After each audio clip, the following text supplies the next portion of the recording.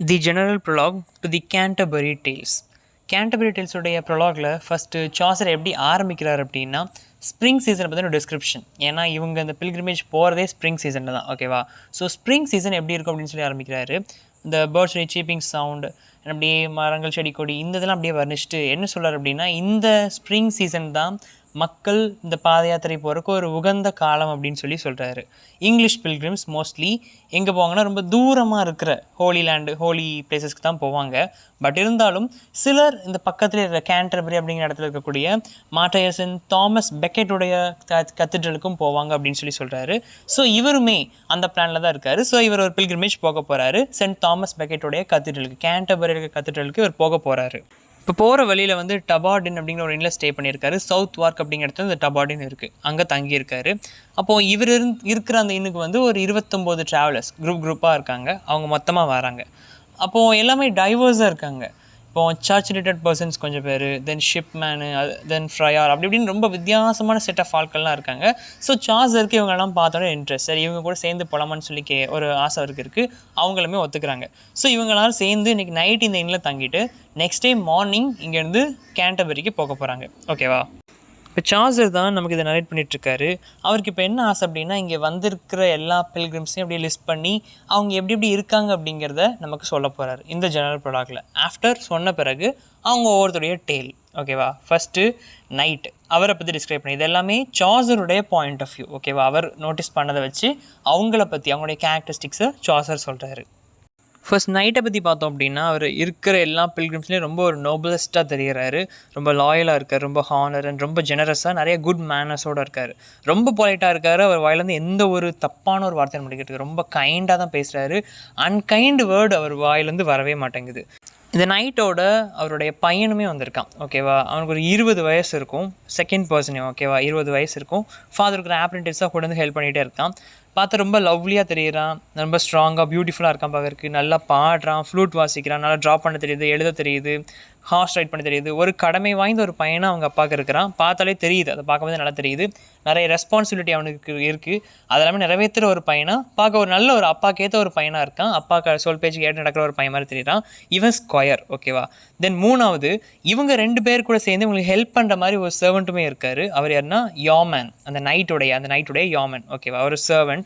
இவருடைய ட்ரெஸ் எப்படி இருக்குன்னா ஃபுல்லாக க்ரீன், தலையிலேருந்து கீழே கால் வரைக்கும் முழுக்க க்ரீனாக ட்ரெஸ் பண்ணியிருக்காரு. ஒரு பெரிய ஒரு போ ஒரு ட்ரெஸ்ஸில் இருக்குது, ஸ்வாட் வச்சுருக்காரு, அதுக்கேற்ற ஒரு சின்ன ஷீல்டு இருக்குது.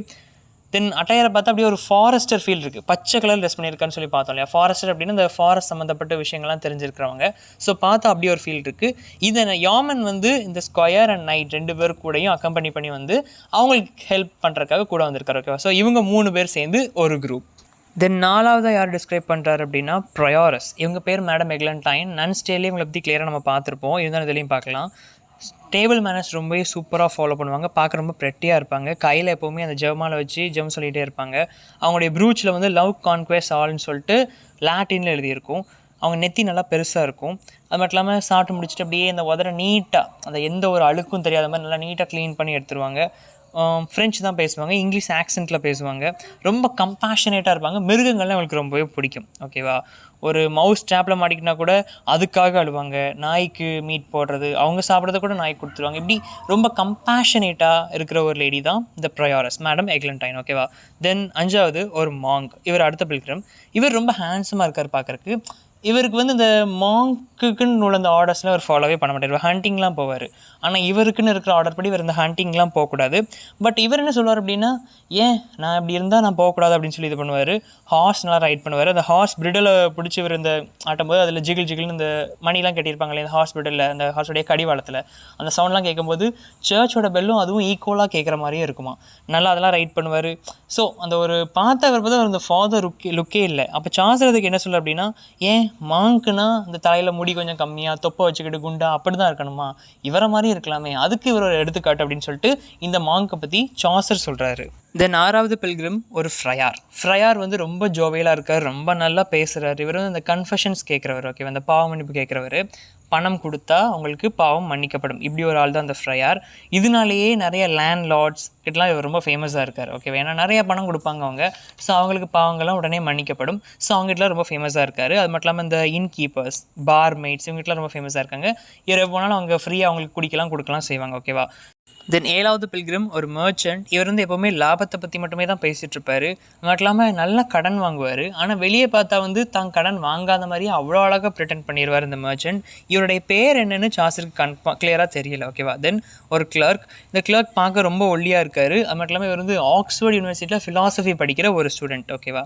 இவர் எப்போவுமே ஃபுட்டு ரொம்ப எதிர்பார்க்காம புக்ஸை தான் எதிர்பார்க்காரு. ஃபுட்டை டிவோட் பண்ணுறதுக்கு பதிலாக புக்ஸை டிவோட் பண்ணிகிட்ருக்காரு. ஓகேவா. முழுக்க புக்ஸ்லேயே தான் மூழ்கியிருக்காரு. பார்த்தா ஒரு படிப்பாளி அப்படிங்கிற ஃபீல் கிடைக்கிது இந்த கிளர்க்கை பார்க்கும்போது. தென் 9th பில்கிரிம் ஒரு லாயர். பார்த்து ரொம்ப டிக்னிஃபைடாக இருக்கார். ரொம்ப ஒரு வயசான பர்சன். எந்த ஒரு தப்புமே இல்லாமல் லீகல் டாக்குமெண்ட்ஸில் ரொம்ப நல்லா ஹேண்டில் பண்ணுவார். எப்போவுமே ரொம்ப பிஸியாகவே இருப்பார் இந்த லாயர். தென் 10th பில்கிரிம் ஒரு ஃபார்மர். ஃபார்மருக்கு வந்து நல்லா வெள்ளை தாடி இருக்குது. நல்லா சாப்பாட்டு பிரியர்வர். வீட்டுக்கு போனால் எப்போவுமே சாப்பாடு நல்லா கிடைக்கும். மற்றவங்களும் கொடுத்து உதவுவார். மற்றவங்களுக்கு ஷேர் பண்ணி சந்தோஷப்படக்கூடியவர் இந்த ஃபார்மர். தென் ஒரு 5 ஒர்க்கர்ஸை சாசர் மென்ஷன் பண்ணியிருக்காரு. ஹார்பர்டாஷர், கார்பெண்டர், வியவர், டையர் அண்ட் டேப்பஸ்ட்ரி மேக்கர். இந்த 5 பேரும் ஒரே மாதிரி யூனிஃபார்ம் போட்டிருக்காங்க. பார்த்தோடைய ட்ரெஸ் அப்படியே ஷைனிங்காக இருக்குது. சாசர் அந்த ட்ரெஸ் ரொம்ப நல்லா இருக்குன்னு சொல்லி காம்ப்ளிமெண்ட் கொடுத்துருக்காரு. தென் அடுத்து பார்த்தோம் அப்படின்னா குக். இவங்க கூட ஒரு குக்கும் இருக்கார். அவர் ரொம்ப சின்சியராக தெரியாதவர் பார்க்குறக்கு. தென் ஒரு ஷிப்மேன் வந்து அவர் கழுத்து சுற்றி ஒரு கார்ட் போட்டிருக்காரு. அந்த கார்டில் வந்து ஒரு டேகர் இருக்குது. அவர் கழுத்து சுற்றி அந்த கார்டு இருக்குது. அதில் ஒரு டேகரும் இருக்குது. ஓகேவா. தென் எப்போவுமே குடிச்சிக்கிட்டே இருப்பார். இவருக்கு ஷிப்பில் நல்லாவே ஓட்டவே தெரியும்.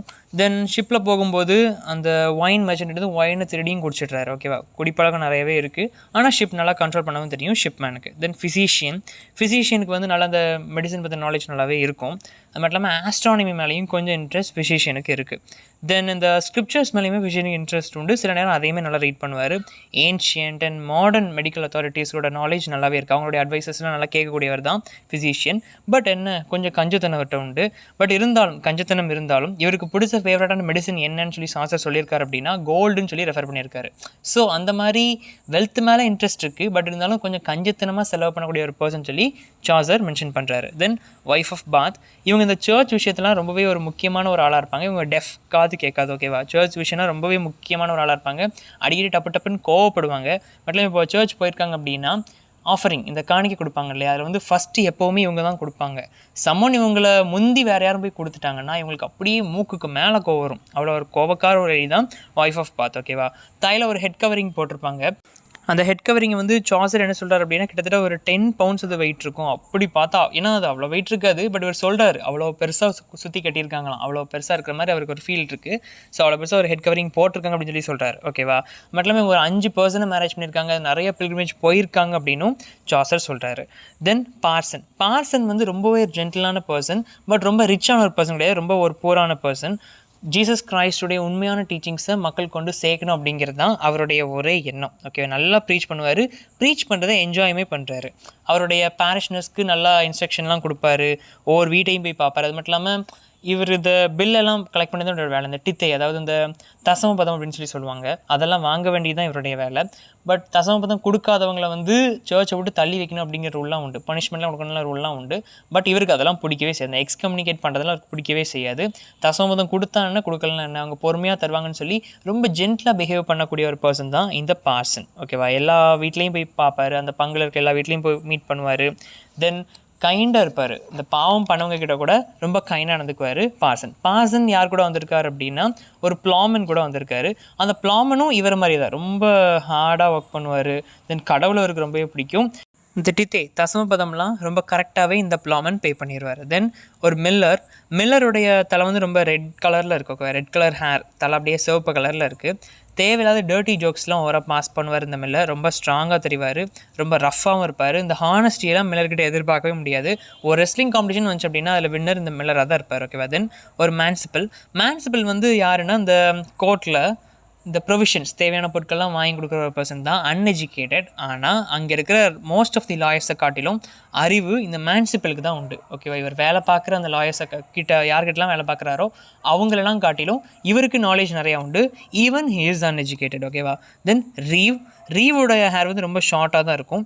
இந்த ரீவை பார்க்கும்போது சாசருக்கு ஒரு ப்ரீஸ் ஞாபகம் வருது. பார்த்தா ஒரு ப்ரீஸ் லுக்கில் இருக்கார் இந்த ரீவ்.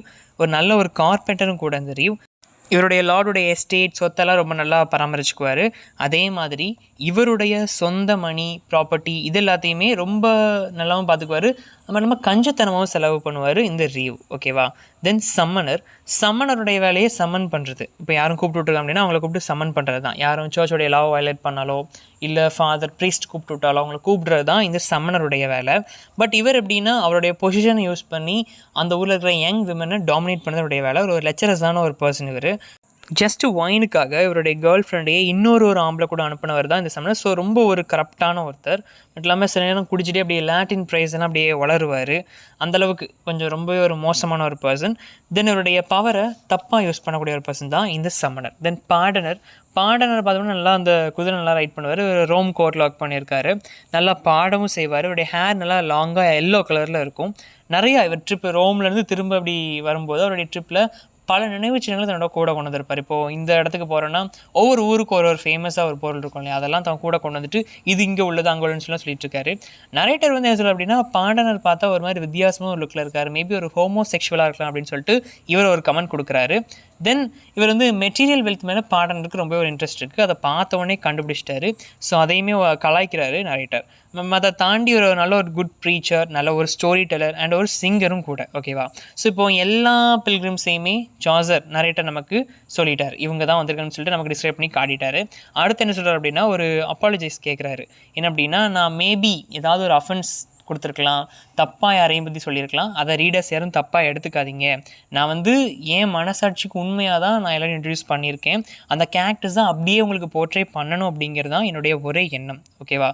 ஸோ எதுவும் ரூடாவோ இல்லை டிஸ்கஸ்டிங்காவோ நான் இன்ட்ரடியூஸ் பண்ணலை இருந்துச்சு அப்படின்னா என்ன மன்னிச்சுக்கோங்க அப்படின்னு சொல்லிட்டு ஒரு அப்பாலஜியோட இதை கண்டினியூ பண்ணுறாரு.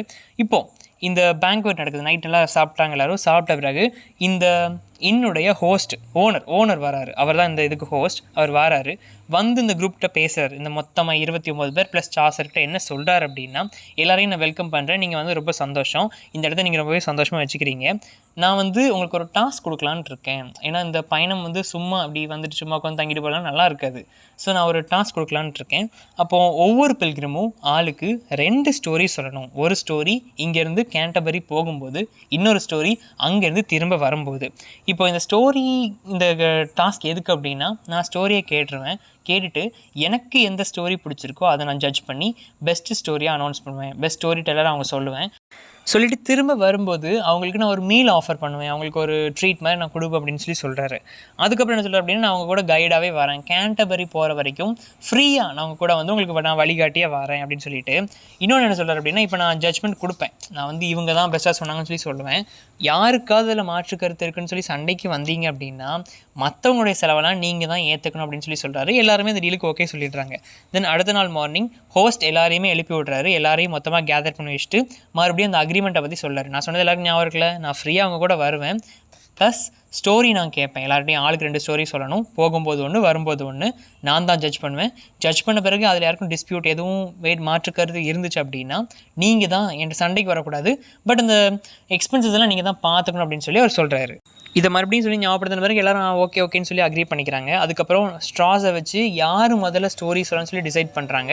அதில் நைட் முதல்ல ஸ்டோரி சொல்கிறதா வந்துருச்சு. ஓகேவா? ஸோ நைட் தான் அவருடைய ஸ்டோரியை சொல்ல போகிறாரு. இந்த ப்ரொலாக் முடிஞ்சு இப்போ நைட் அவருடைய டேலை கண்டினியூ பண்ணுவார்.